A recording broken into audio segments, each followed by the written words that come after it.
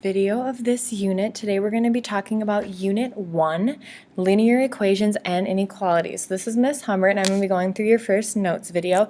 This should be a review of something you've done in middle school. This should not be new to you. We're just going to be doing summer review because sometimes when you haven't seen it in a while, it's really easy to forget. And these are really important skills that you're going to need through the rest of algebra. So we're just going to kind of start at the basics, and that's going to be solving equations. So let's go ahead and take a look at what that's going to look like. So before we really get going through these, I think it's really important to look at the steps that you have to go through for each equation.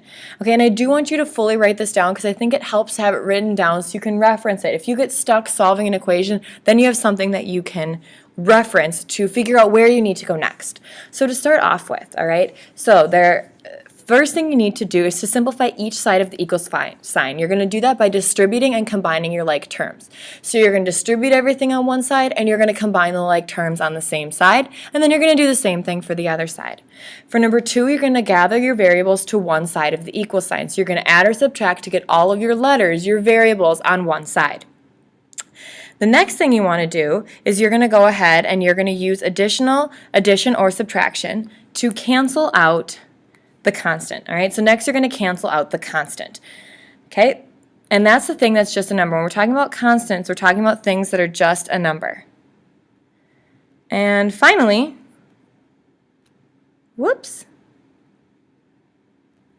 Finally, we're going to talk about using multiplication or division to cancel that coefficient. So the coefficient is the number that's being multiplied by the letter. So you need to use multiplication or division to cancel that out.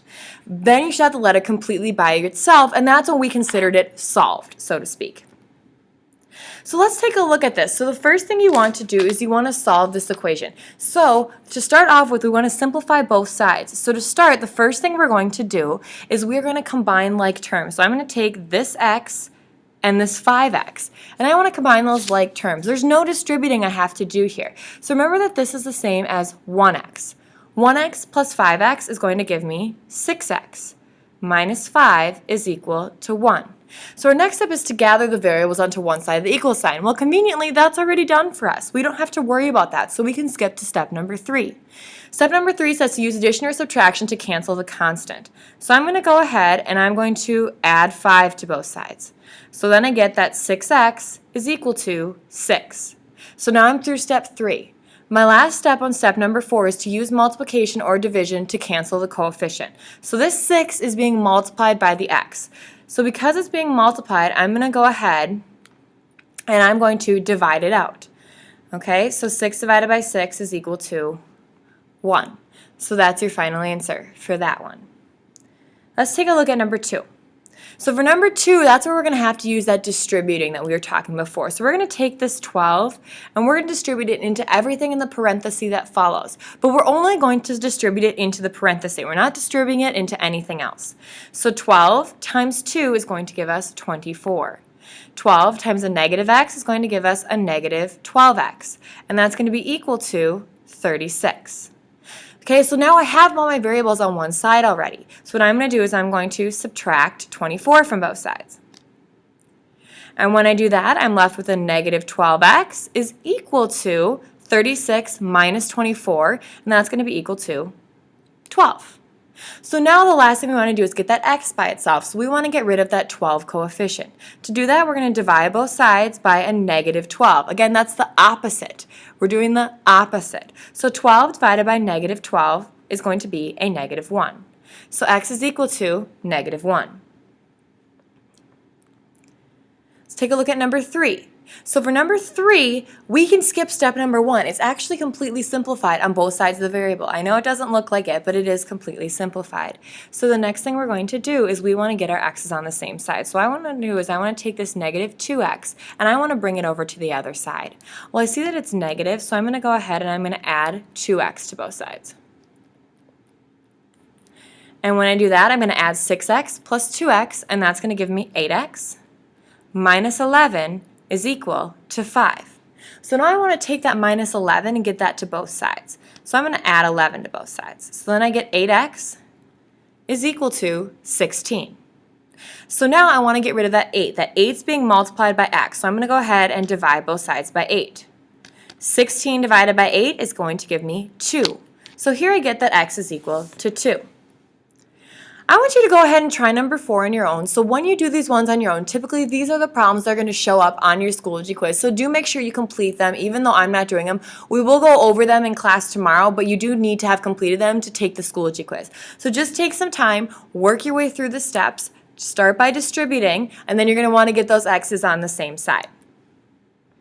Let's take a look at this one. Number 5 is kind of tricky.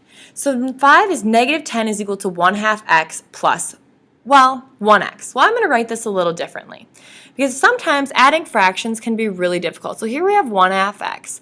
Well, I'm actually going to take a look at 1x, and I'm going to look at it as 2 over 2x.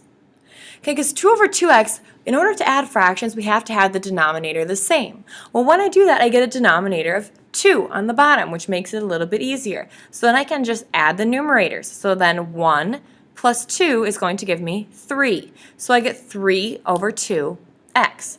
Now here's where it gets a little confusing because we have to somehow reduce this fraction.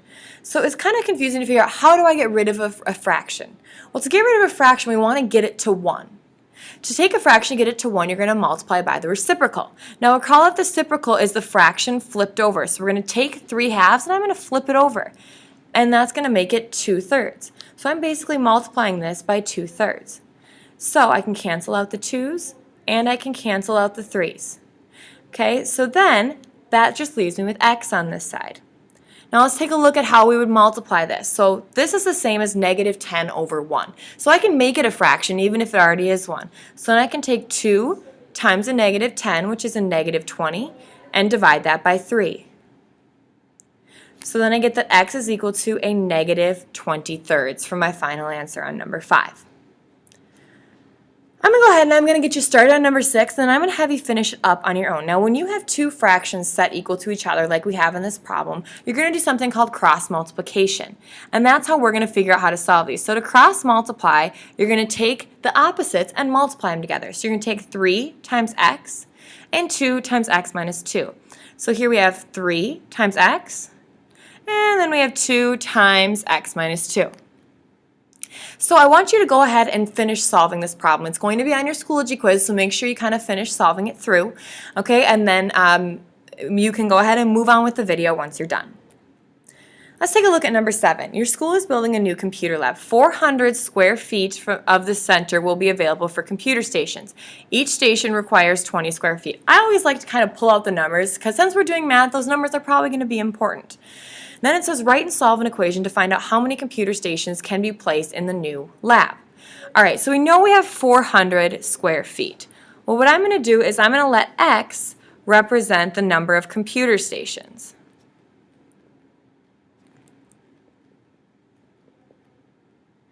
So for every x computer station that I put out, there's going to be 20 square feet. So all I have to do now is solve this for x. So I'm going to go ahead and I'm going to divide both sides by 20. 400 divided by 20 is going to give me 20. But this is a word problem. I can't just say, oh, the answer is 20, I'm done. We need to put a label on it. So I'm going to write this out as computer stations. Or you could just put computers. Either way, if you're doing a word problem, you need to tell me what that number means in terms of the problem. All right, let's take a look at this one. So we're going to talk about writing expressions. So we're going to be doing some word problem stuff throughout the course of the trimester. And what I want you to do is kind of keep this chart out so when you're reading word problems, you can recognize certain words and know, hey, that means addition. Hey, that means subtraction, and so forth. So we're going to kind of go through some of these on our sheet here. So when you see the words added to, increased by, more than, some, addition to, that's going to mean plus. So that means you're doing a plus sign. Okay, so you're going to be adding something. So 5 increased by a number means a number plus 5. So that means addition. If you want to write addition, and you can, or you can just write what the symbol looks like. When you see the words subtracted from, decreased by, less than, difference, taken away from, those all imply subtraction. That means we're subtracting something off. So if we say 4 less than a number, we're going to take that number and we're going to subtract 4. Taking a look at the next one, sorry, there's no number. Next, we'll be looking at multiplied by, product times, 1/3 of, 1/4 of, half of. Okay, when you see those, even though it says 1/4 of, you're like, hey, that's a fraction. That kind of looks like division. If we take a fraction and multiply it by 4, that is or by 1/4, that is multiplication, but that also could be looked at as divided by 4. But if we were to phrase it as we're going to take a half of it, that does imply multiplication. So there's the various multiplication symbols you might see. You might see the little circle. You might see, whoops. You might see the little circle, you might see an X, or you might see, sometimes you even see a star representing multiplication. Okay, so those all mean multiplication. And sometimes if I just have 4x, that's technically 4 times x. Let's take a look at the next one. Quotient, divided by, split into groups, pieces. That all means divided by. So sometimes we see that divided by symbol, or we see that divided by symbol right there. Okay, twice the sum of a number and 8 divided by 3. So we take twice the sum of a number and 8 and divide it up by 3. So we had that divided by 3. And sometimes you can use the fraction bar to represent division.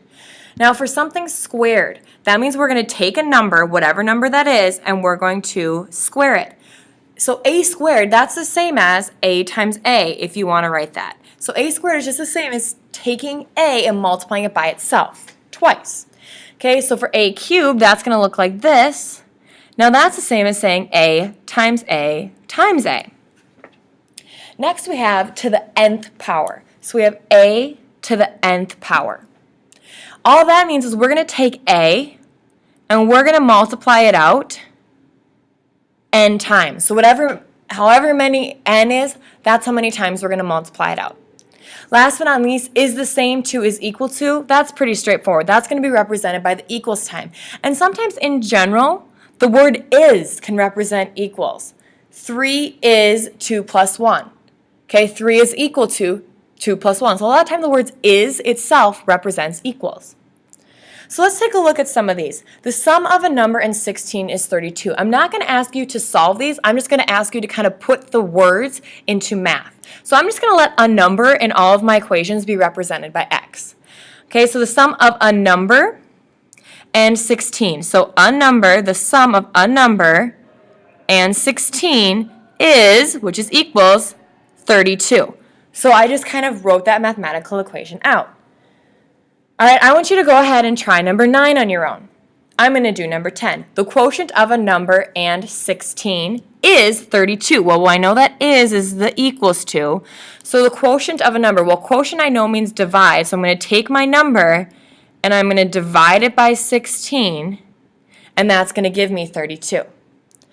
I want you to go ahead and try number 11 on your own. Let's take a look at number 12. The difference of a number and 16 is 32. So is 32, again, that's equals to, and then we're going to take our number and we're going to subtract 16. And that's that equation all set up for us. Last but not least, let's take a look at this word problem. A rock climbing gym charges non-members $16 per day to use the gym and $8 per day for equipment rental. Members pay a yearly fee of $450 and charge $6 per day for equipment. Write and solve an equation to find out how many times you must use the gym to justify becoming a member. So I'm going to let x represent the number of days. Okay, so for every x day I go to the gym as a non-member, I pay $16 to get in. I also pay $8 to rent equipment for each day. Then, for a member, I'm paying $450 a year straight, no matter how many days I go. But then for every X day I go, I'm paying $6. Okay, so let's go ahead and solve this. So here we're going to get 24x is equal to 6x plus 450. And then from there, we're going to go ahead and I'm going to subtract 6x from both sides. And then I get 18x is equal to 450. Divide both sides by 18. And then I get that x is equal to 25. Again, it's a word problem, so I want to check back at what my label is, which says days.